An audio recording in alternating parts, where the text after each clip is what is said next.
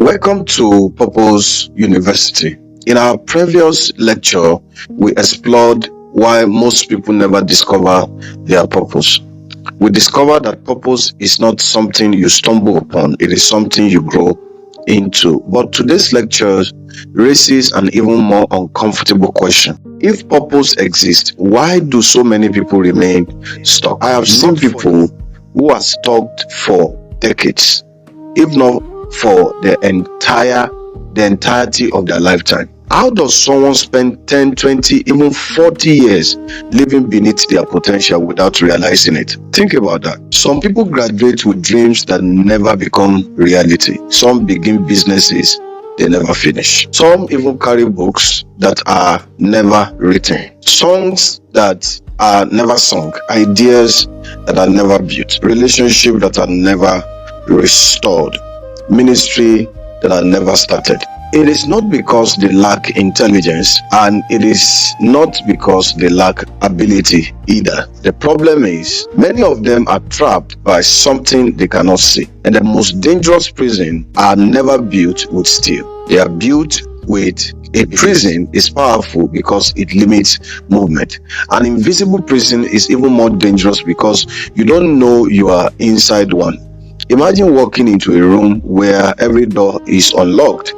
You have complete freedom to leave, but someone convinced you years ago that the doors cannot be opened. So you never touch the handle, you never test the lock, you never question the story that was told to you.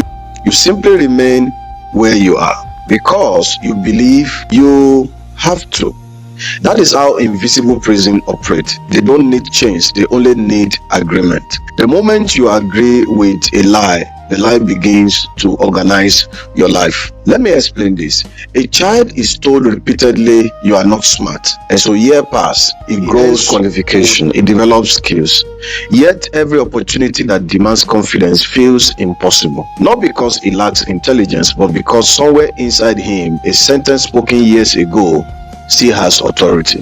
Person grows up hearing, people like us never become successful. Nobody repeats these words anymore. The parents are older, the teachers are gone, the neighbors have moved away, but the sentence remains alive. And without realizing it, every major decision is filtered through that belief. This is why two people can stand before the same opportunity and respond completely differently. One sees possibility, the other sees danger. One sees a beginning, the other sees another reason to stay where they are. The opportunity didn't change, the prison did. Most people spend their lives trying to change their circumstances without ever questioning the beliefs creating those circumstances. We blame our locations, we blame our economy, we blame our family, we blame our background, our age, our education. Sometimes those challenges are real. They are very real, but even genuine obstacles become permanent only when they are joined by limiting beliefs. History is filled with people who overcame impossible circumstances, not because life became easier for them, but because their thinking became stronger. That doesn't mean positive thinking alone changes everything. Life is more complex than that, but it does mean this. Every lasting transformation begins with a transformed mind. If deep inside you believe you are ordinary, you will eventually shrink extraordinary opportunities until they fit your self-image. If you believe you are destined to fail, you will interpret every setback as proof. If you believe success belongs to other people, you will unconsciously sabotage your own progress whenever you get close.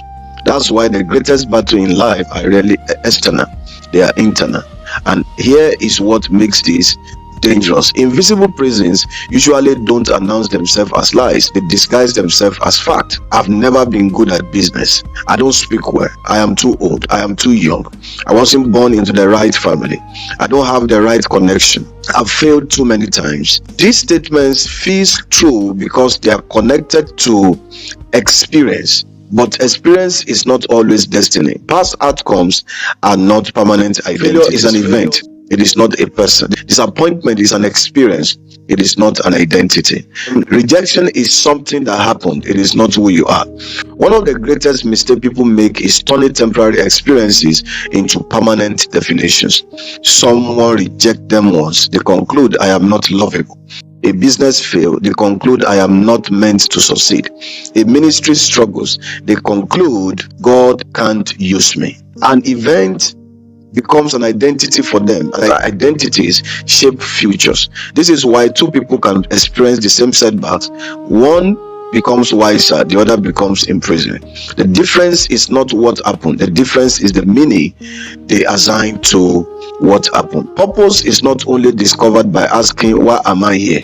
Purpose is also discovered by asking, what lies have I accepted that are preventing me from becoming who I am created to be? Because until the lie is exposed, the prison remains invisible, and anything invisible is difficult to fight. So before we talk about destiny, before we talk about success, before we talk about influence, we must first confront the invisible prison that quietly governs our life, because no one can walk boldly into purpose while carrying these invisible chains. And that is where our journey begins today.